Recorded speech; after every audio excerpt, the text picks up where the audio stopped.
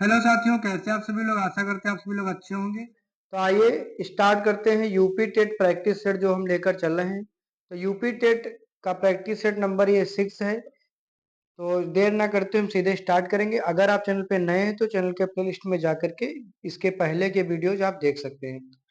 तो आइए, अभी मैं हिंदी का प्रैक्टिस सेट कर रहा हूँ। धीरे धीरे मैं संस्कृत का और साइंस का और मैथ का सभी सेट करूंगा।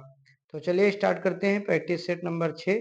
पहला प्रश्न आप सभी साथियों के सामने है कि रामायण में कौन सा प्रत्यय प्रयुक्त है। रामायण में कौन सा प्रत्यय यहाँ पर प्रयुक्त।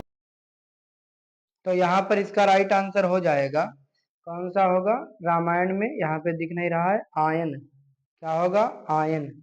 आयन इसका सही जवाब होगा, सी विकल्प राइट आंसर। अगला देखते हैं, संप्रदान कारक में प्रयोग किया जाता है।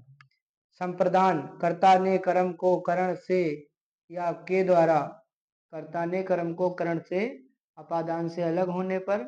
तो इसमें कह रहा है संप्रदान में क्या होगा? संप्रदान के लिए, संप्रदान के लिए होता है।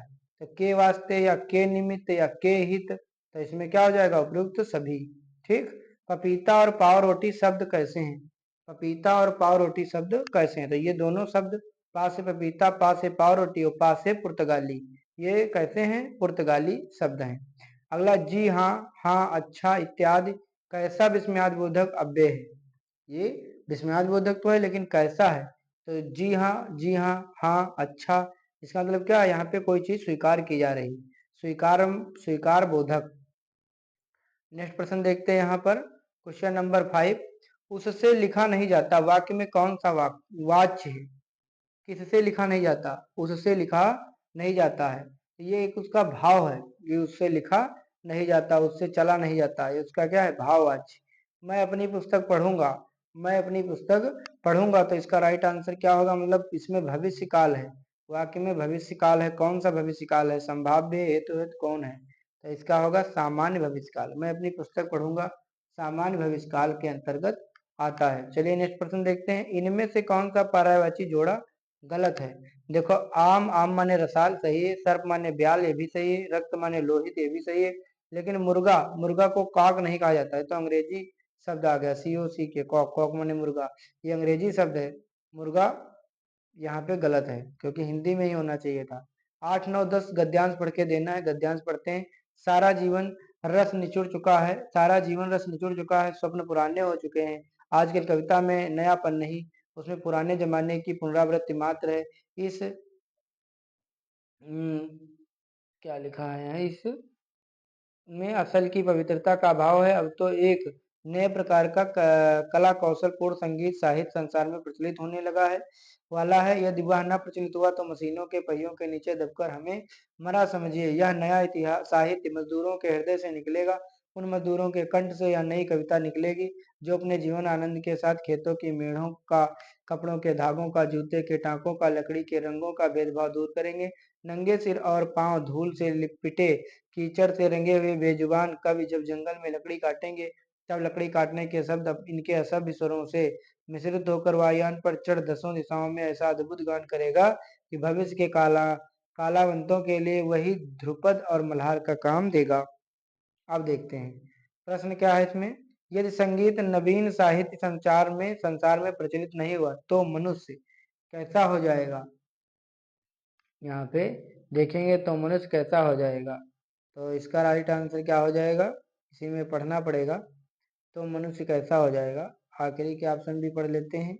हाँ, तो ये तो अभी आया था, मशीनों का गुलाम बनकर रह जाएगा। नवीन साहित्य का प्रमुख विषय क्या होगा? नवीन साहित्य का प्रमुख विषय क्या होगा?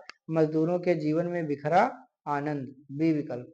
मजदूर बेजुबान रहकर भी कविता कर सकता है, मजदूर बेजुबान रहकर भी कविता कर सकता है, कैसे? औजारों से निकलने वाले संगीत के माध्यम से। शिक्षक श्याम पट पर क्या खींचकर पाठ को रोचक बनाता है?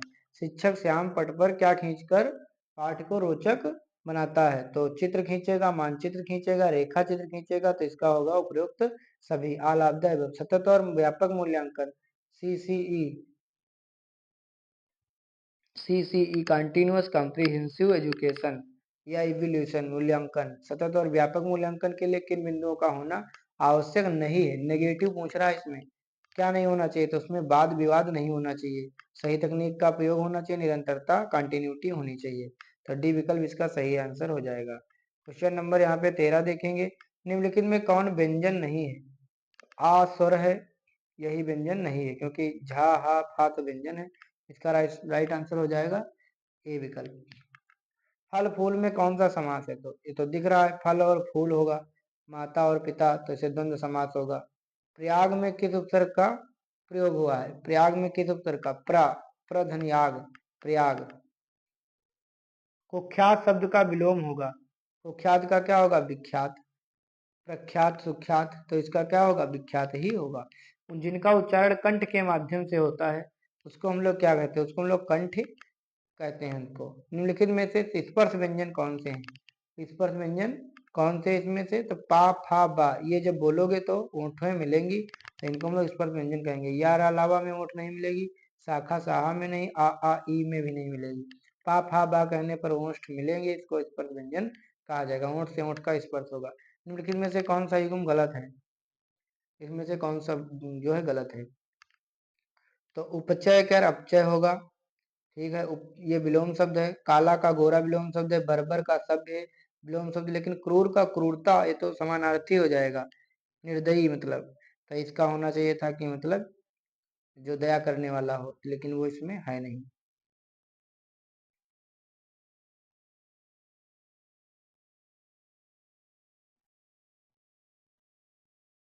चलिए यहाँ पर देखते हैं नेक्स्ट क्वेश्चन नंबर 20। इनमें से कौन पंचम अक्षर में नहीं है? पंचमा अक्षर में नहीं, मतलब पांचवा अक्षर इनमें से कौन सा नहीं है? तो भाई इसमें से कौन सा नहीं है? देखो, काखा गगा अंगा आखिरी में आता है, चचा इया टठा आफा आफा पाफा बाभा मा, और यारा लावासा ताथा दाधा अड़ा, तो इसमें से कौन सा नहीं होगा? तो इसमें से यही बा वाला नहीं होगा, क्योंकि ये तो बीच में ही पड़ गया। महोत्सव का संधि विच्छेद क्या है? महोत्सव का संधि विच्छेद क्या होगा? तो यही होगा महाधन उत्सव, महाधन उत्सव यानी पहला वाला होगा। तद्भव और तत्सम का कौन सा मेल गलत है? बछड़ा, बछड़ा का क्या होगा? यहाँ पर वत्स, सही है। पक्का का पक्क, ये भी सही है। सच का सत्य, ये भी सही है। लाज का शर्म नहीं होगा, लाज लगना यानी इसका क्या होगा? लाज माने यहाँ पे शर्म नहीं होगा, इसका यही गलत है। तद्भुत सम मनु मानो जन जानो, और ज्यों का प्रयोग किस अलंकार में होता है? मनु मानो जन जानो उत्प्रेक्षा अलंकार में होता है, जहाँ उपमेय में उपमान की क्या की जाती है? संभावना की जाती है साथियों। चलिए नेक्स्ट क्वेश्चन देखते हैं। रमेश दिल्ली जाएगा कैसा वाक्य है? रमेश दिल्ली जाएगा ये कैसा वाक्य है? तो ये भैया है सरल वाक्य है। जहाँ किसी व्यक्ति की उपाधियों का विवरण देना हो वहाँ कौन सा विराम चिन्ह प्रयुक्त होता है? तो अर्ध विराम। जहाँ किसी व्यक्ति का उपाधि देना होता है वहाँ पे अर्ध विराम का प्रयोग हम लोग करते हैं। अगला देखते हैं क्वेश्चन नंबर 26। व्याकरण की दृष्टि से कौन सा शब्द अशुद्ध है?